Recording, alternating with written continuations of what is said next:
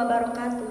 Perkenalkan, kami dari kelompok 3. Di sini kami akan membahas materi mengenai mekanisme patofisiologi batuk.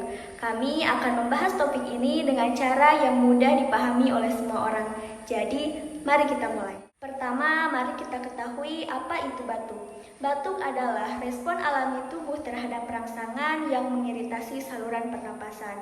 Hal ini adalah cara tubuh untuk membersihkan tenggorokan dan saluran pernapasan dari zat asing, lendir, dan bahan-bahan berbahaya lainnya. Dari mekanisme patofisiologi batuk, kita perlu melihat bagaimana saluran pernapasan kita bekerja, di mana saluran pernapasan kita terdiri dari hidung, tenggorokan, laring, trakea, bronkus, bronkeolus, alveolus, dan paru-paru.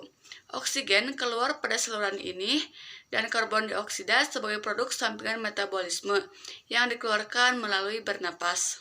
Mari kita perhatikan bagaimana mekanisme bentuk kerja pada tingkat yang lebih dalam. Di dalam saluran pernapasan kita terdapat rambut kecil yang disebut silia. Silia sendiri berfungsi seperti sikat pembersih yang membantu memindahkan lendir dan zat lainnya keluar dari saluran pernapasan. Lendir ini diproduksi oleh sel-sel saluran pernapasan kita dan berbentuk sebagai perangkat untuk kotoran dan mikroorganisme yang masuk ke dalam tubuh. Ketika ada iritasi di saluran pernafasan kita, sistem refleks batuk akan terpicu. Ini melibatkan jalur saraf yang mengirimkan sinyal dari area yang teriritasi ke otak kita. Ketika otak menerima sinyal ini, itu memberi perintah kepada otot-otot pernapasan dan otot-otot dinding dada untuk berkontraksi secara tiba-tiba dan keras, yang menghasilkan ledakan udara yang kuat melalui saluran pernafasan kita. Inilah yang kita kenal sebagai batuk. Ketika ada iritasi seperti debu yang berlebihan di saluran udara, tubuh bereaksi dengan mengirimkan sinyal kepada otak untuk memicu batuk. Ini adalah respon yang alami bagi tubuh untuk melindungi paru-paru dari benda asing atau lendir yang dapat mengganggu pernafasan secara normal. Ketika otak menerima sinyal tersebut, ia mengirimkan instruksi kepada otot-otot di sekitar bronkus untuk berkontraksi. Ini disebut bronkokonstriksi, di mana saluran udara itu menjadi lebih sempit.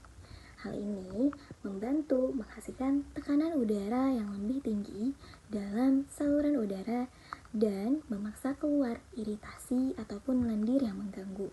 Saat otot-otot di sekitar bronkus berkontraksi, udara dipaksa keluar dengan kuat melalui saluran udara yang menyempit, sehingga menciptakan batuk. Ini membantu mengeluarkan iritasi atau lendir yang mengganggu dan membersihkan saluran udara. Berikut ada beberapa faktor penyebab terjadinya batuk. Di antaranya ada infeksi saluran pernapasan seperti flu, pilek, alergi, asma, merokok, polusi udara, dan refleks asam dari lambung ke kerongkongan. Sekarang, mari kita bahas beberapa cara untuk mengatasi batuk. Jika batuk Anda disebabkan oleh infeksi virus, biasanya akan sembuh dengan sendirinya dalam beberapa minggu. Tetapi, ada beberapa hal yang dapat Anda ambil untuk membantu meringankan gejala batuk, seperti banyak minum cairan, kemudian menggunakan pelembab udara, menghirup uap, mengkonsumsi obat yang dijual secara bebas, kemudian berkumur dengan air garam yang hangat. Terakhir dan tidak kalah pentingnya, jika batuk telah berlangsung selama lebih dari beberapa minggu disertai dengan gejala-gejala seperti demam yang tinggi, sesak napas, kemudian ada darah dalam dahak, dan terjadi penurunan berat badan secara tiba-tiba tanpa tahu apa penyebabnya, segera bawa ke fasilitas layanan kesehatan terdekat untuk segera ditangani dan berkonsultasi dengan tenaga medis profesional. Mereka akan dapat segera mendiagnosis masalah yang mendasari, kemudian memberikan pengobatan yang sesuai. Perlu diingat juga bahwa begitu kerasnya suara batuk mengingatkan kita akan keberanian tubuh dalam melawan berbagai penyakit yang datang dan mempertahankan sistem pernapasan kita agar tetap sehat. Itu dia penjelasan singkat mengenai mekanisme patofisiologi batuk dari kelompok 3. Semoga apa yang kami sampaikan dapat bermanfaat. Mohon maaf apabila terdapat banyak kesalahan. Terima kasih telah menonton dan sampai jumpa. Wassalamualaikum warahmatullahi wabarakatuh.